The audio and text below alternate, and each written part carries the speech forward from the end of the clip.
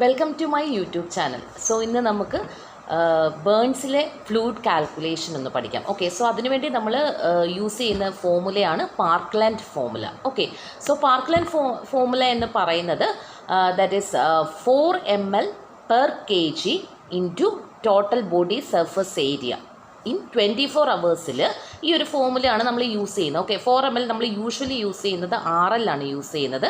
So 4 ml നമ്മൾ RL, അതായത് ഓരോ പേഷ്യൻ്റ് വെയിറ്റ് നോക്കുക. ഓക്കെ, പെർ കെ ജിക്ക് നമ്മൾ 4 ml വീതമാണ് യൂസ് ചെയ്യുന്നത്. സോ അവിടെ നോക്കുക 4 ml. ഓക്കെ, ഇൻറ്റു എത്രയാണോ പേഷ്യൻറ്റിൻ്റെ weight into total body surface area അത് നമ്മൾ കാൽക്കുലേറ്റ് ചെയ്യണം. ഓക്കെ, അതിന് വേണ്ടിയിട്ടാണ് നമ്മൾ പെർസെൻറ്റേജ് ഓഫ് ബേൺസ് കാൽക്കുലേറ്റ് ചെയ്യുന്നത്. ഓക്കെ, അതായത് റൂൾ ഓഫ് 9 വെച്ചിട്ട്. ഓക്കെ, സോ അതെന്ന് പറഞ്ഞു കഴിഞ്ഞാൽ ജസ്റ്റ് ഒന്ന് നോട്ട് ചെയ്യാം. നമ്മുടെ head, okay, head and face വരുന്നത് 9%, ദെൻ നെക്ക് വരുന്നത് 1%, anterior chest that is 18%, posterior part 18%, and each hand that is 9%, then lower extremity that is each leg carries 18%, and genitalia that is 1%. അങ്ങനെ total 100% ആണ് വരുന്നത്.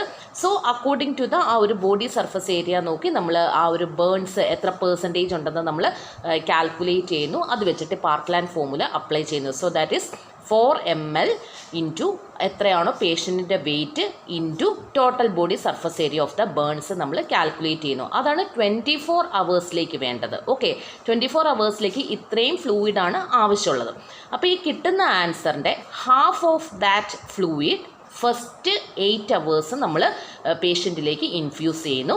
And the remaining half എന്ന് പറയുന്നത് the next 16 hours ആ ഒരു remaining half നമ്മൾ എന്ത് ചെയ്യുന്നത് പേഷ്യൻറ്റിലേക്ക് നമ്മൾ കൊടുക്കുന്നത്. ഓക്കെ, സോ ഇതാണ് പാർക്ക്ലാൻഡ് ഫോമുല എന്ന് പറയുന്നത്. ഇമ്പോർട്ടൻ്റ് ആണ്. Okay, please note that. Thank you.